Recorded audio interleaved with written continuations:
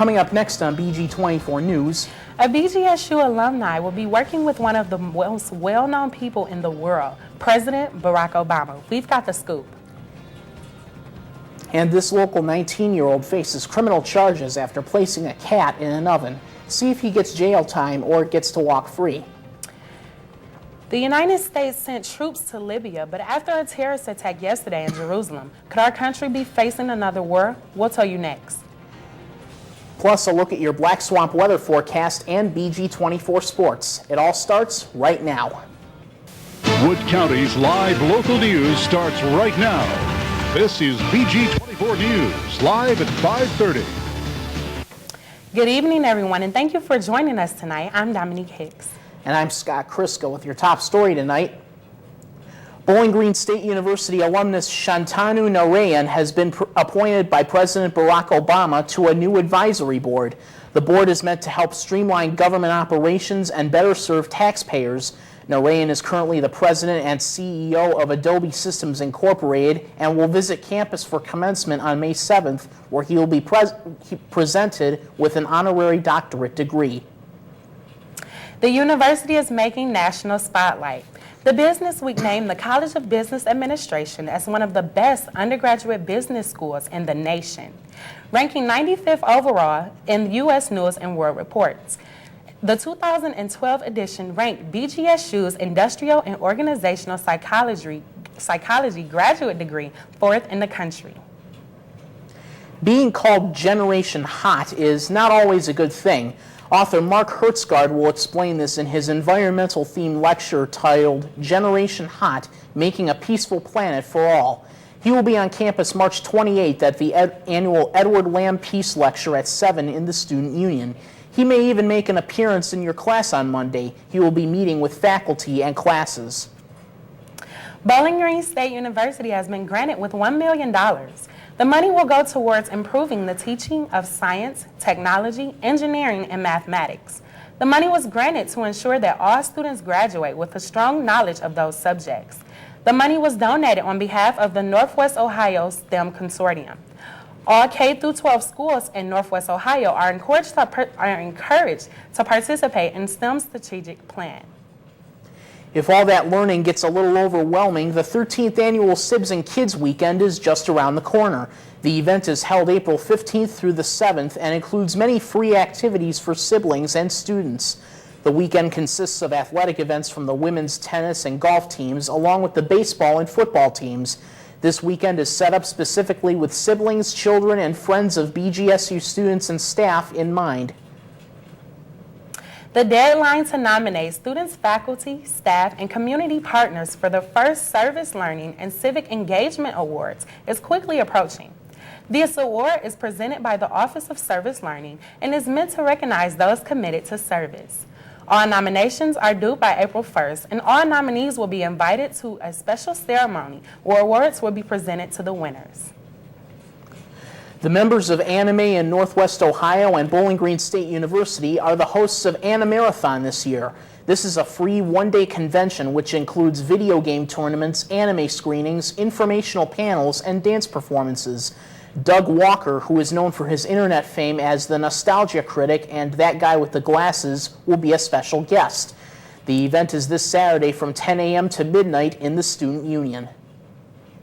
The final weeks of school are quickly approaching, and motivation can be hard to come by. This is why the Order of Omega will be hosting Dr. Steve Cady, the Associate Professor of Management and an international renowned expert on motivation to get students encouraged. Dr. Cady will discuss how to identify personal changes that allow people to follow their calling. He will be speaking on March 13th at 7:30 in Oscamp Hall.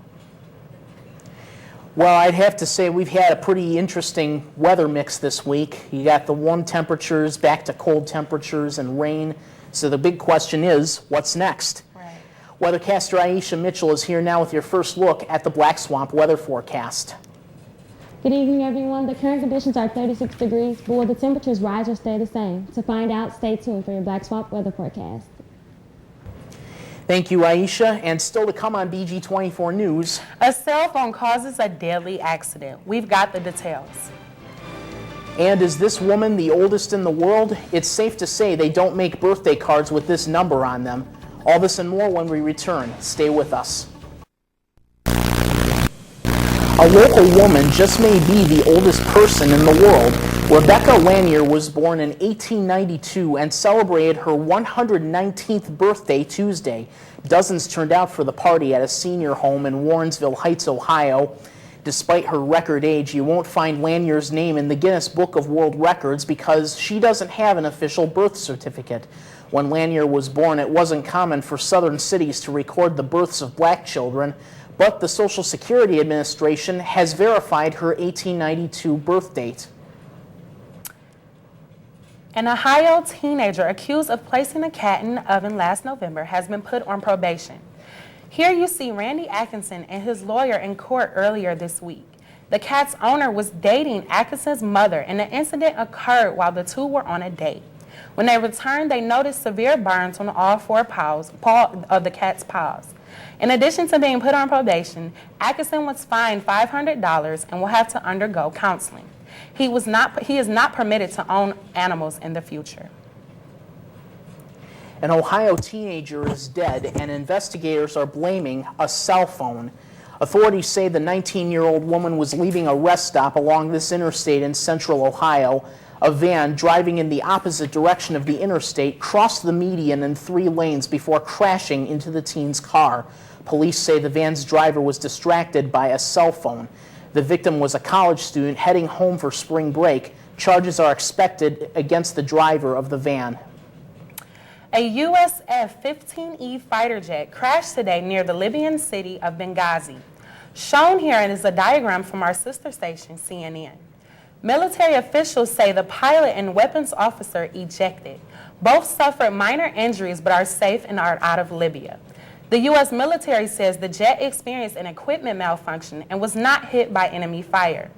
It was based out of the Royal Air Force Base at Lakenheath, England, and was taking part in a coalition attack on Libyan air defense targets. Thankfully, the passengers on this fighter plane survived, but the war, unfortunately, continues to take Libyan lives. Several loud explosions and heavy anti-aircraft gunfire rang out in the western part of the Libyan capital at dawn Wednesday. As the battle rages, many are wondering if the coalition is any closer to achieving its military objective in Libya. Former Joint Chief Chairman General Richard Myers says the strategy in Libya will require more than gunpowder. Libyan leader Muammar Gaddafi has vowed to fight back against international forces seeking to impose a no-fly zone in his country. Violence is not just in Libya. The country of Jerusalem has faced terrorist threats and attacks. In the latest rounds of attacks, Israel launched an airstrike in northern Gaza Wednesday in retaliation for rocket strikes in this Israeli city of Beersheba. One Israeli man was injured in this attack, while 2 Palestinian militants were wounded in the counter-strike. This despite both sides saying they don't want violence to escalate. Secretary of State Hillary Clinton condemned yesterday's bombing. It was the first attack of its kind that Israel says it's seen in a long time. A woman was killed and more than 50 people were wounded. Here's what Clinton said yesterday about the attacks. I was shocked and deeply saddened to learn of the bombing in Jerusalem today that took at least 1 life and injured innocent civilians. Terrorism and the targeting of civilians are never justified, and Israel, like all nations, of course, has to respond when this occurs. The United States is committed to Israel's security, and we strongly condemn this violence and extend our deepest sympathies to all those affected. Jeremy Morlock, a United States Army specialist, was sentenced to 24 years in prison today after pleading guilty for deliberately killing Afghan civilians. The 22-year-old Morlock is one of 5 soldiers convicted of murdering 3 civilians in the southern Kandahar province last year. Graphic photos of the soldiers posing and smiling over civilians' bodies were published in a German news magazine days before the soldiers' court-martial. Still ahead, perhaps the best actress in the world passed away yesterday. See how Hollywood is mourning Elizabeth Taylor. and see what's trending on our Twitter page. We'll be right back.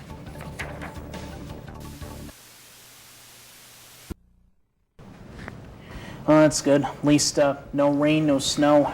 Yeah, not as high as last week though. Right. Yeah. Well, at least at least we're done with winter, so you can't really Can't complain at all. Yeah. Thank you, Aisha. Hollywood was quiet last night in memoriam of a film icon.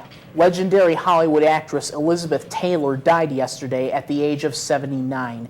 Taylor is seen here with her good friend, the late Michael Jackson, in August of 2001. Taylor died peacefully at Cedars-Sinai Hospital in L.A., surrounded by her 4 children. She was hospitalized 6 weeks ago with congestive heart failure, a condition she struggled with for years.